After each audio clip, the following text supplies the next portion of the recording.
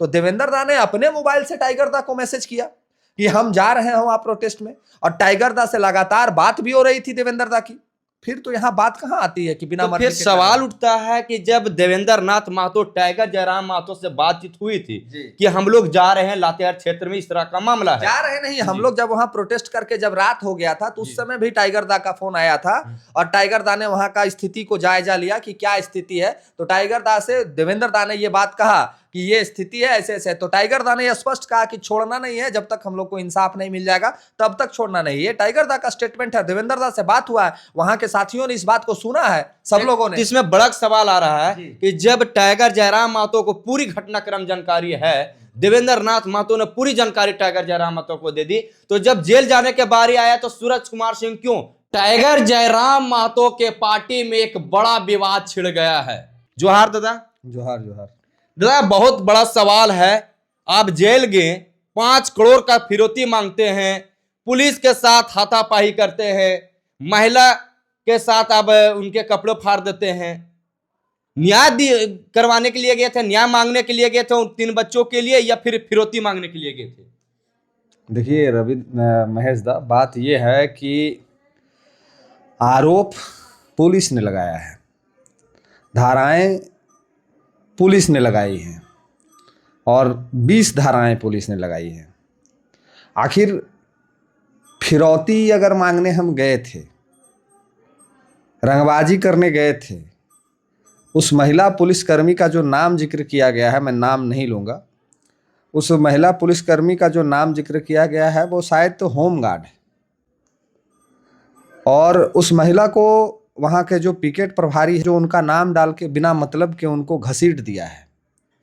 और जो ये आरोप लगा कि उसका मार के कपार फाड़ दिया गया है, दूसरा जो भी आरोप मेरे ऊपर लगा, तो सबसे पहले वहाँ की जो पुलिस व्यवस्था है, और ख़ास करके वहाँ का जो सीसीएल परियोजना का जो वर्तमान का भी जो पीओ बन के आया है सुबोध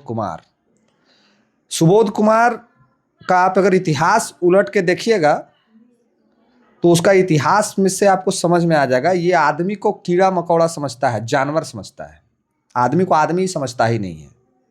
ये जब आर्य माइनिंग, ये जब पतरातू में था पोस्टिंग इसका, तो वहाँ के आम जनमानस को ये कीड़ा मकोड़ा के भांति समझता था, और गाली गलौज, माँ बहन का गाली तक ये देता था वहाँ के अपने स्टाफ को जो वहाँ ड्राइवरी करते हैं। वो वीडियो मेरे पास है, वो वीडियो को मैंने चलाया है उस समय, और ये वही पीओ है जो ट्रांसफ़र होकर यहाँ आया है। हम लोग 19 तारीख को उन 3 बच्चों की जब मौत होती है तो हम लोग पहुँचते हैं, और मेरे केस डायरी में ये लिखा हुआ है कि उन बच्चों के पिता का मुआवजा का कोई बात ही नहीं था, उसके पिता को मुआवजा नहीं चाहिए था। उसके पिता ने ये कहा है कि हमें मुआवजा नहीं चाहिए, हमको कोई मतलब इस आंदोलन से नहीं है। ये केस डायरी में मेरा लिखा हुआ है, ठीक है।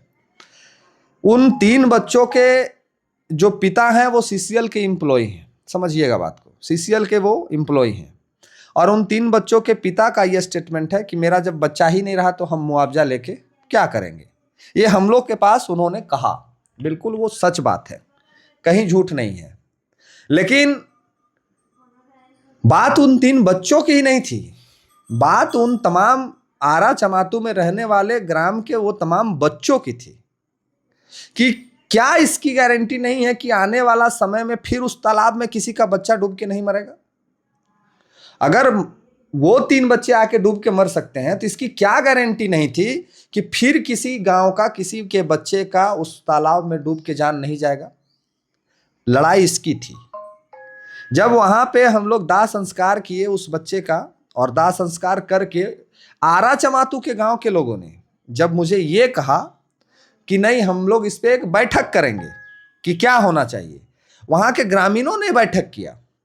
वहां के आपको अगर जरूरत है तो हो सकता है कि मैं 1-2 दिन में आरा चमातू, मुझे लोग बुला रहे हैं, मैं जाऊंगा, मेरे साथ चलिएगा और ग्राउंड रिपोर्ट उठा लीजिएगा। जैसे हम झूठ बोल रहे हैं, लेकिन जो उस गांव के निवासी हैं, जो उस गांव की जो महिलाएं मेरे साथ बैठी थी, जो उस गांव के पुरुष लोग मेरे साथ बैठे थे, वो तो जिंदा है ना, मर नहीं गए हैं, जिंदा है सब लोग।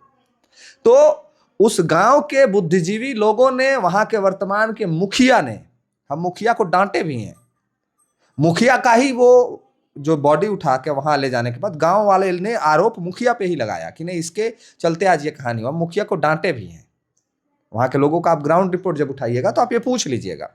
तो जब वहां के ग्रामीणों ने ये फैसला किया कि नहीं, इसके लड़ाई लड़ना चाहिए, हम लोग को कुछ नहीं देता है, हम लोग का जीवन को नर्क बना दिया गया है, इसलिए यहाँ पे एक आंदोलन हम लोग करेंगे। तो क्या करना चाहिए आंदोलन में कि नहीं, हम लोग माइंस बंद कर देंगे। तो ठीक है, जब उनका आदेश मिला तो हम लोग वहां पहुंचे, सारे गांव के लोगों ने वहां पहुंचा और माइंस को बंद कर दिया। अब रंगबाजी का जो सवाल है कि 5 करोड़ रुपया हम मांगे, तो 5 करोड़ रुपया किससे मांगे? सामने बैठ के मांगे कि टेलीफोन से मांगे कि साइड में ले जाके मांगे? ये लोग जो फिरौती 5 करोड़ का बोला है, किससे मांगे हम लोग? माने रंगदारी किससे मांगे? जिससे मारे उसके पास तो प्रमाण होगा ना। जैसे आपके सामने बैठ के हम इंटरव्यू कर रहे हैं तो आपके सामने बैठ के फिरौती मांगे होंगे, तो उस दिन तो नहीं बैठे होंगे, पहले बैठे होंगे। तो जब पहले बैठे होंगे तो तुम पहले एफआईआर हमारा पर काहे नहीं किया? अगर उस दिन हम आपसे फिरौती नहीं मांगे, रंगबाजी नहीं मांगे, पहले मांगे, अगर सामने बैठ के मांगे, तो आप उस दिन का वीडियो फुटेज और हमारा पर एफआईआर काहे नहीं किए कि हम आपसे रंगबाजी पहले मांगे हैं? मेरे ऊपर तो पहले एफआईआर आपको कर देना चाहिए था। आप काहे नहीं एफआईआर किए उस दिन, काहे किए? दूसरा कि अगर हम टेलीफोनिक मामले, टेलीफोन के माध्यम से आपको रंगबाजी मांगे, 5 करोड़ हमको दे दीजिए, तो मेरा मोबाइल से आपको कॉल गया होगा, मेरा मोबाइल से कॉल गया होगा ना, तो वो कॉल डिटेल को सार्वजनिक कर देना चाहिए था कि हाँ, ये मीडिया को दे देना चाहिए था कि ये सूरज सिंह का धमकी भरा कॉल आया था और हमसे रंगबाजी मांगा था। सार्वजनिक कर देना चाहिए था, काहे नहीं किया आज तक ये लोग? तो सबूत चाहिए ना। दूसरा, इन लोग का जो कहानी था कि जब ग्रामीण वहां बैठा था, तो ग्रामीण, मेरा वीडियो आप अगर देखे होंगे तो हम लोग का 8 सूत्री मांग था, 8 सूत्री मांग था, जिसमें मुआवजा कहीं नहीं था। मेरा वीडियो अभी भी है, आपको जरूरत हो तो लाइव से निकाल के उस मेरा जो 8 को मांग था, उस मांग को इस वीडियो में लगाइएगा कि कहीं हमने ये बात कहा है क्या? कहीं भी पूरे वीडियो में, पूरे उस आंदोलन में हमने कहीं भी ये बात कहा है क्या कि उस बच्चे के परिवार वाले को 20 लाख मुआवजा मिलना चाहिए? क्या हमारी मांग थी क्या ये कि उस परिवार के बच्चे को 50 लाख मिलना चाहिए? अगर ये मांग हमने किया है, अगर हम ये बात बोले होंगे वहां पे, तो हम अपना गुनाह कबूल करते हैं और हमको फांसी पे चढ़ा दे, वहां के लोग, प्रशासन फांसी पे चढ़ा दे। क्या ये मांग हम सीओ से, वहां के पीओ से किए हैं क्या? ये मेरा वीडियो का वो 8 मांग जो हम किए हैं, उसका वीडियो आप जरूर लगाइएगा ताकि दुनिया सुने। मेरे फेसबुक पास है, हम वो डाउनलोड कर लीजिएगा। तो 8 सूत्री मांग में कहीं उस मांग का जिक्र नहीं था कि उस परिवार के बच्चे को 20 लाख मुआवजा मिले, 50 लाख, कहीं जिक्र नहीं था। जिक्र था कि इस गांव में पुनः वैसी घटना ना घटे, इस गांव में हॉस्पिटल की उचित व्यवस्था हो, इस गांव में डस्ट से झेल रहे लोगों के लिए उचित साधन हो, बिजली पानी की व्यवस्था हो, और पानी से जो बच्चे की जान गई है उस पानी की व्यवस्था हो। याद नहीं है 8 सूत्री मांग, लेकिन 8 सूत्री मांग था हमारा। सूरज पूरा बात जी, 8 सूत्री मांग था। तो जब ये मांग था हमारा, और जब ये मांग को हमने रखा, तो फिर रंगबाजी हुई कहां? और कोनो ये आंदोलन 2 घंटे में तो समाप्त हुआ नहीं, 4 घंटे में तो समाप्त हुआ नहीं। हमारी मांग थी कि पीओ और जीएम आके हमारे पास बैठ जाए। हम लोग कोनो उपद्रव तो वहां कर नहीं रहे थे, शांतिपूर्ण तरीके से वहां बैठ के प्रोटेस्ट कर रहे थे, आंदोलन कर रहे थे, बिल्कुल शांतिपूर्ण तरीके से। तो जब हम शांतिपूर्ण तरीके से वहां प्रोटेस्ट और आंदोलन कर रहे थे, तो फिर ये बात उठी कहां से कि हम रंगबाजी मांगे, हम मारपीट किए, कपड़ा फाड़ दिए, माथा फाड़ दिए, ये हथियार लूट लिए, ये बात उठी कहां से? सवाल आपसे हम पूछना चाहेंगे जी। इस धरना प्रदर्शन में आप अकेला नहीं थे, देवेंद्र नाथ महतो यानी जेल कैंप के उपाध्यक्ष भी थे। क्या आप दोनों 60 गार्ड से वहां पे फिरौती मांगने के लिए गए थे, या फिर टाइगर जयराम महतो को जानकारी देने के बाद आप लोग इस कार्य में गए थे? देखिए, आपको और सारे लोगों को जानकारी होना चाहिए कि वहां सूरज सिंह का प्रोटेस्ट नहीं चल रहा था, वहां देवेंद्र नाथ महतो का प्रोटेस्ट नहीं चल रहा था। वहां प्रोटेस्ट चल रहा था 3 बच्चों के जो मौत हुई थी, वैसा फिर से किसी के साथ मौत ना हो, वहां पे इस बात का प्रोटेस्ट चल रहा था। और वहां पे जो भी लोग थे, वो सब लोग जेएलकेएम से प्रभावित लोग थे और जेएलकेएम पार्टी के लोग थे। इसलिए वहां पे वो लोग थे, क्योंकि हमने पिछले 2 वर्षों में उस क्षेत्र में बहुत मेहनत किया है, बहुत परिश्रम किया है, एक एक लोगों की समस्याओं को दूर किया है, जिसके चलते वो सारे लोग हमारे पार्टी से जुड़े हैं, जिसका वीडियो फुटेज पहले भी हम लोग आप लोग भी चलाए हैं। आप रविदा का चैनल में चला है, आपके चैनल में चला है। हम लोग ने उस पूरे गांव को ज्वाइन कराया था जेल कैंप में, याद है ना आप लोग को। तो जब हम लोग के पार्टी के कार्यकर्ता थे, हम लोग जब रांची से देवेंद्र दा और हम वहां के लिए प्रोटेस्ट के लिए निकले, तो देवेंद्र दा ने अपने मोबाइल से टाइगर दा को मैसेज किया कि हम जा रहे हैं वहां प्रोटेस्ट में, और टाइगर दा से लगातार बात भी हो रही थी देवेंद्र दा की।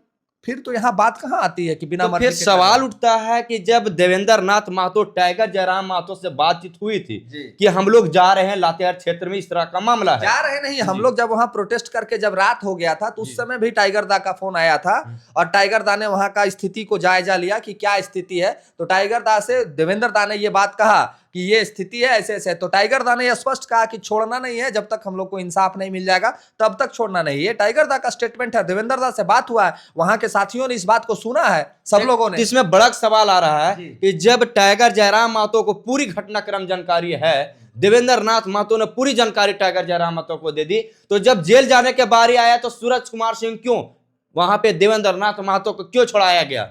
देखिए, ये जो घटनाक्रम हुआ, जब देवेंद्र नाथ महतो को छोड़ा के लोग वापस आ गए और मुझे लोगों ने छोड़ दिया, टाइगर दा का मैसेज था कि जेल भरो आंदोलन किया जाएगा अगर देवेंद्र नाथ महतो और सूरज सिंह के समेत सभी साथियों को। सूरज सिंह का जिक्र नहीं है नाम का, इसलिए जिक्र नहीं है कि लोगों को पता भी नहीं था कि सूरज सिंह भी गिरफ्तार हुआ है।